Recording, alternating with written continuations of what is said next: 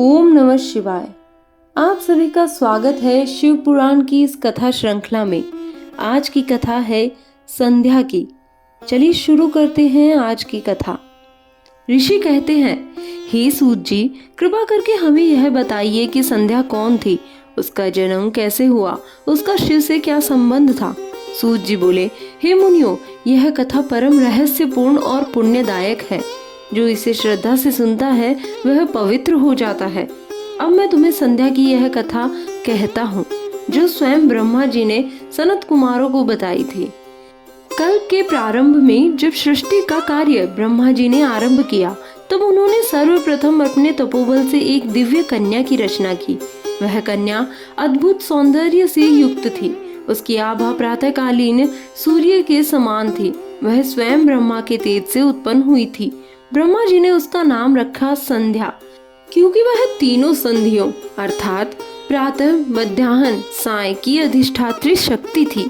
संध्या अत्यंत ज्ञानवती, तेजस्विनी और ब्रह्म विद्या की जानकार थी। परंतु जब उसने स्वयं को देखा तो उसे मोह हुआ।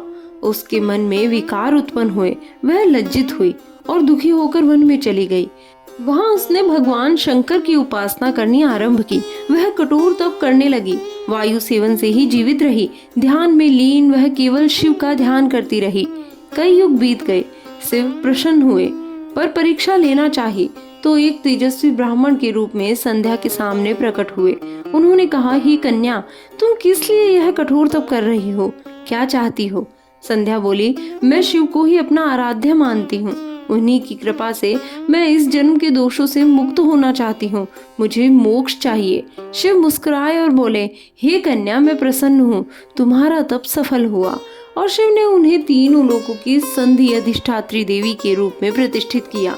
कहा, तुम प्रातः, मध्याह्न और साय तीनों समयों में पूजित होगी। तुम्हारा नाम संध्या रहेगा और तुम तप, यज्ञ, ब्रह्मचर्य और वेद विद्या के प्रेरणा स्रोत बनोगी।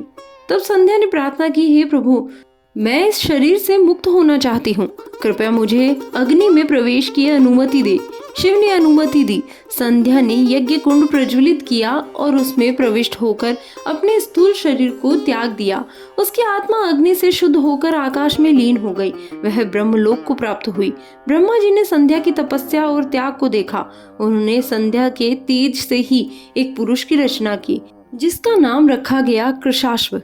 ब्रह्मा ने कृशाश्व और संध्या के तेज को मिलाकर प्रजापति मरीचि की रचना की, जो सप्त ऋषियों में प्रथम माने जाते हैं। हे मुनियों, यह थी संध्या की कथा, जो शिव भक्ति, तप, आत्मज्ञान और मोक्ष की अद्वितीय प्रतीक है। संध्या केवल समय की देवी नहीं, बल्कि आत्मशुद्धि की मूर्ति है। जो इस कथा को श्रद्धा से सुनता है, उसे संध्या समय में की गई उपासना का फल मिल जाता है। वह मोह, काम और माया के बंधनों से मुक्त होता है। इस कथा के बाद ब्रह्मा जी ने कहा, संध्या समय में जो व्यक्ति स्नान, ध्यान, जप और पूजा करता है, वह पापों से मुक्त होकर शिव पद को प्राप्त करता है। संध्या न करने वाला ब्राह्मण, देवता, ऋषि या साधक भी अधोगति को प्राप्त होता है।